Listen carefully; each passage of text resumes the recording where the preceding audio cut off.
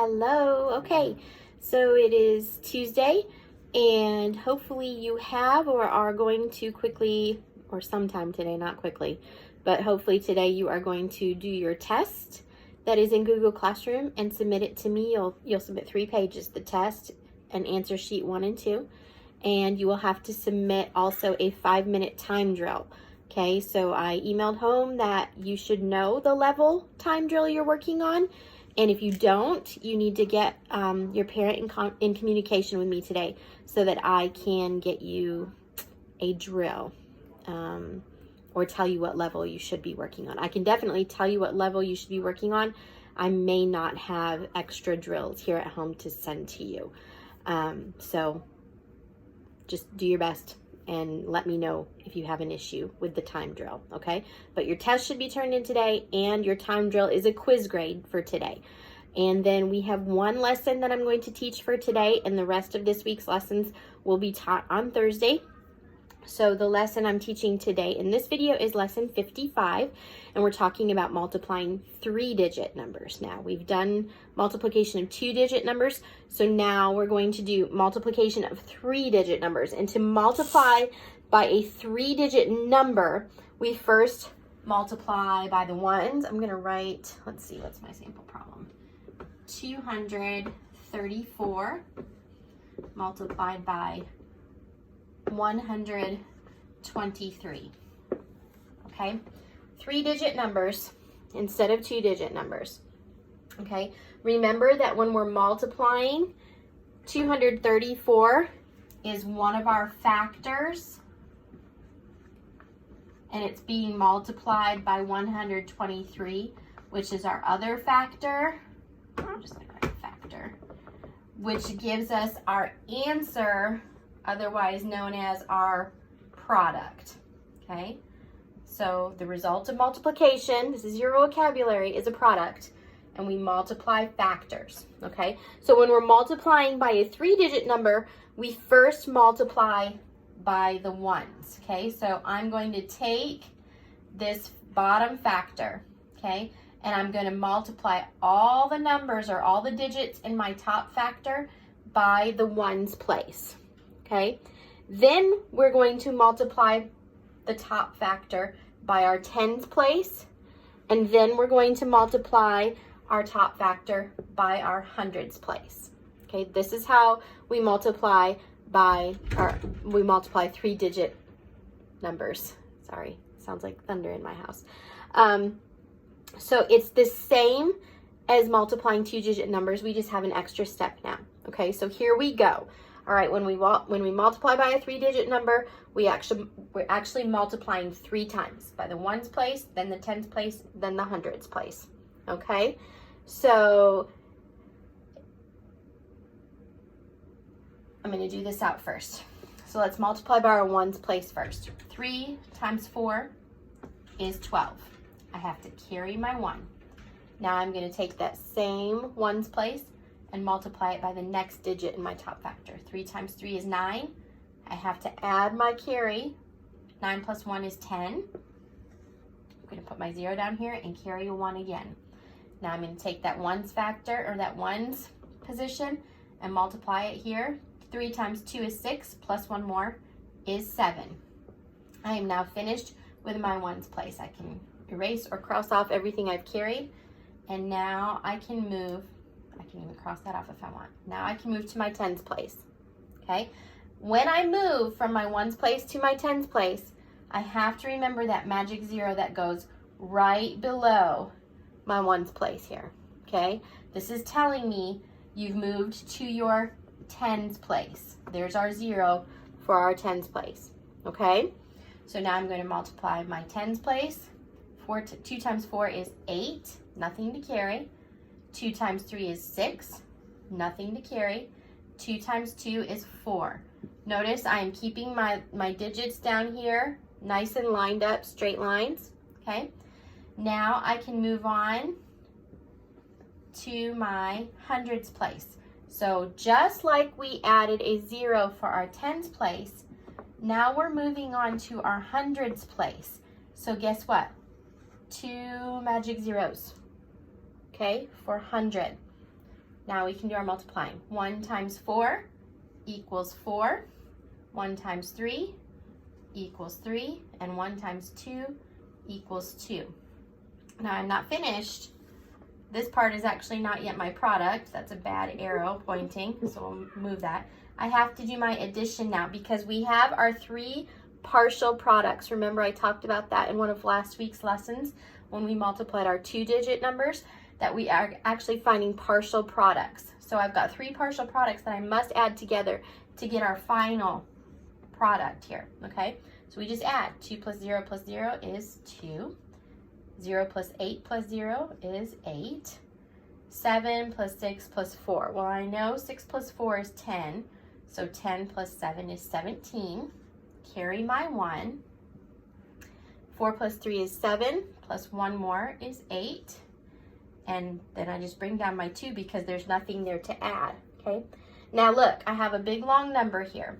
Do I have any decimals up in here in my factors? No, so this is not a decimal number. But I do need a proper comma. And if you remember from last week's lesson, we count 3 spaces and we put a comma. So our final answer, our final product is 28,782. Okay, let's try another one real quickly.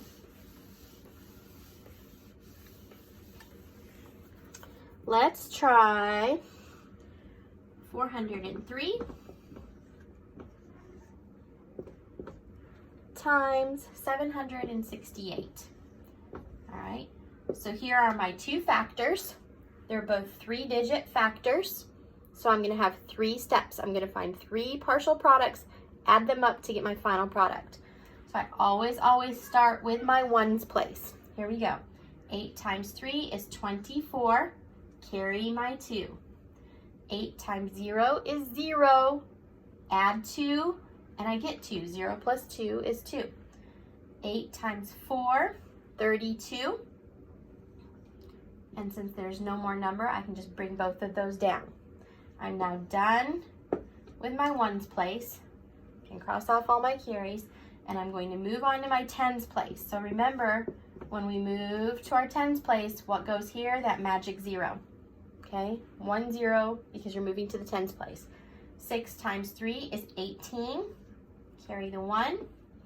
6 times 0 is 0, but add 1 and you get 1. 6 times 4 is 24, and there's nothing to carry, so that 24 comes down. And now I can move to my hundreds place. And when I move to my hundreds place, I need 2 magic zeros. Keep everything nice and lined up here so we don't mix up or confuse our numbers, okay? 7 times 3 is 21. I can add my 2 here. 7 times 0 is 0. Add 2, you get 2. 0 plus 2 is 2. And 7 times 4 is 28. This is a lot of numbers here. We're going to add them up, but if we've kept everything nice and straight, it shouldn't be a problem. 4 plus 0 is 4. 2 plus 8 plus 0 is 10, so I must carry a 1. 2 plus 1 plus 1 plus 1 is 5. 3 plus 4 plus 2 is 9. And 2 plus 8, again, is 10. Carry our 1. 2 plus 1 is 3. Again, I have no decimals in my factors, so no decimals have to come down here, okay? But I do need to find my commas and put them in the appropriate space. So I'm going to count 1, 2, 3, and put it right before that third. 1, 2, 3. If there was another number, I'd need another comma here, but there's not. So our final product is 309,504. Okay, so these are the steps. This is our multiplication algorithm. We multiply by our ones first, then our tens, then our hundreds. Okay, we add a magic 0 when we move to our 10 space. We add 2 magic zeros when we move to our 100 space, and we add up all our partial products to get our final product. Okay, one more thing I want to show you, because I do think it will come up in your lesson practice. If not, it may start coming up also in your mixed practice homeworks, okay? And that's a question like this. My book has an example too about a restaurant serving 356 glasses of juice during a brunch. And I know our books are sometimes a little bit different, so your example too might not be exactly the same. So we're going to do what mine says here, okay? A restaurant served 356 glasses of juice during brunch. The capacity of each glass was 250 milliliters.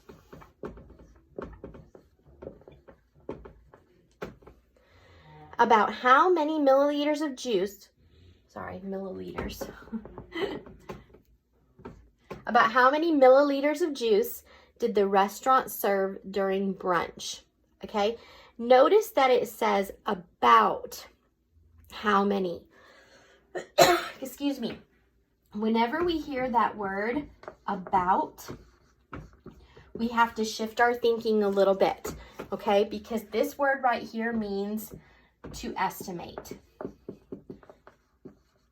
An estimate is a good guess, okay? So we're usually going to use our rounding skills to round numbers to estimate, okay? So let's round 356 glasses, okay? I don't know that I like what they did here. The word about in the question means we can estimate. To estimate a product, we may get closer to the exact product by rounding one factor up and the other factor down. We round 250 milliliters up to 300, but they want us to round the other one down. So even though we would normally round this to 400 because the 5 would bump our 3 to a 4, it says the best way, okay, is the best way to get closer to the exact product would be to round one up and one down. Okay, so we could do 300, round 250 up to 300, and round 356 down to 300 and do our multiplying. Or we could round 356 up to 400 and round 250 down to 200. I don't like this because it gives us two different answers. Okay, so it says round one up and run down. Well, if we multiply this out, we're going to get 90,000 milliliters. And if we multiply this one out, we're going to get 80,000 milliliters.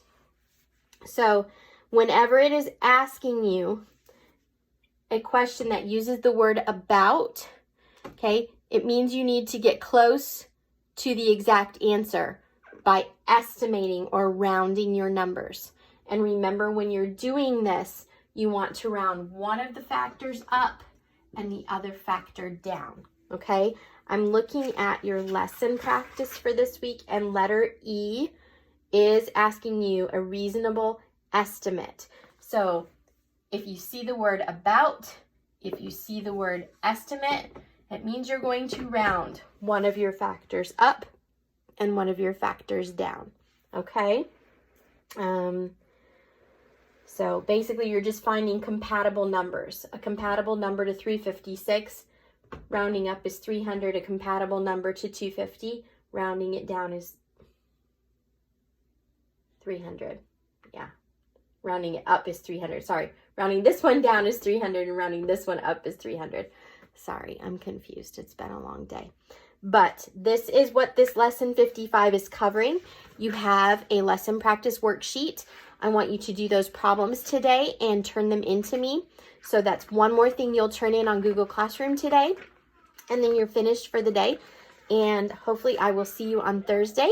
And we will do this together. We'll do the next 3 lessons together. We'll do 56, 57, and 58 on Thursday together. Okay? Bye, guys. Have a good day.